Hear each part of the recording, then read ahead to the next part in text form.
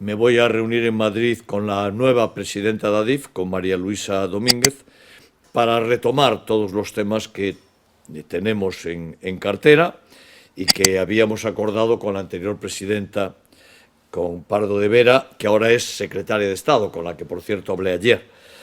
Bueno, ¿qué vamos a hablar con la presidenta de Adif? En primer lugar, aquello que tiene que ver con el ferrocarril y, en primer lugar, AVE Vigo-Ourense por Cerdedo.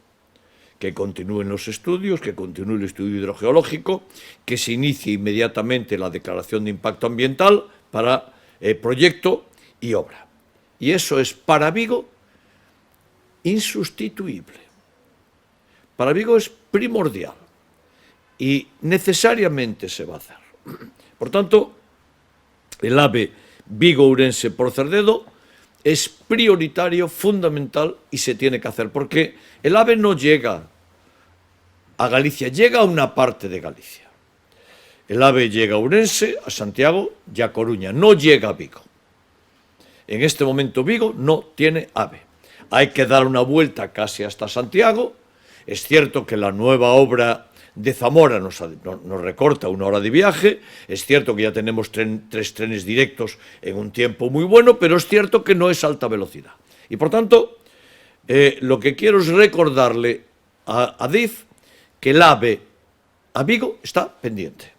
Y Vigo es la primera ciudad con Bilbao del norte y del noroeste de España.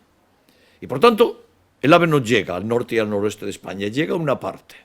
Y esto necesariamente se tiene que remediar. Por eso, nuestro planteamiento a la presidenta de Adif es, en primer lugar, felicitarla porque están haciendo el estudio que la señora Pastor, con Rajoy y con la petición y la presión continua del presidente de la Xunta, nos dejaron sin AVE a Vigo. Y ahora, efectivamente, el gobierno de Pedro Sánchez lo retomó, Ábalos lo retomó, la ministra actual lo retoma y la presidenta de Adif anterior y la actual lo retomarán. Por tanto, Vigo tendrá AVE directo Vigo, Pontevedra, Ourense, Madrid y por Cerdedo, ¿verdad? Desde Pontevedra ya directamente por Cerdedo, con vías AVE y con tiempo AVE. Adicionalmente, la salida sur, y la salida sur va íntimamente conectada a la necesidad de que Vigo tenga el AVE. Porque claro, si nosotros le queremos ofrecer al norte de Portugal una salida en AVE a Madrid y a Europa, necesariamente la tiene que tener desde Vigo. Si no, no será completa la obra. En tercer lugar, las mercancías. Y debo decir que todo esto que yo le voy a plantear es porque el gobierno del Partido Popular no lo hizo. Y esto hay que decirlo hasta la saciedad.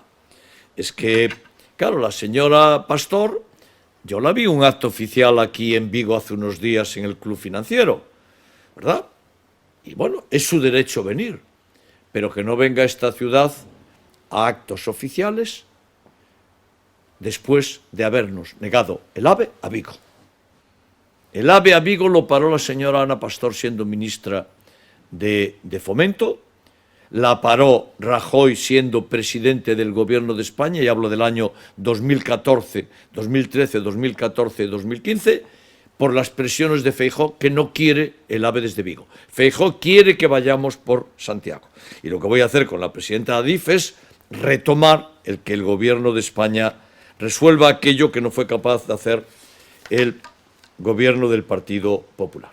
En segundo lugar, vamos a hablar de la calle Serafín Avendaño, porque ahí va a ir el ascensor Halo, esa calle en la parte final es de Adif, y por tanto vamos a hablar de la coordinación con Adif para ese gran ascensor que paga el ayuntamiento. Y después le plantearé, como es natural, la salida sur, que continúe la salida sur ferroviaria, y la salida sur es el túnel, es el túnel. No hay ninguna otra que Vigo contemple. Es imprescindible hacer la salida sur, la que acordó el presidente del Gobierno de España, el primer ministro de Portugal en la cumbre de Aguarda y que ratificaron después en Salamanca, y en la Aguarda estuve yo presente. Por eso, estos son los temas que tenemos que hablar, aquellos después también que tienen que ver con el plan de ordenación municipal, ¿verdad?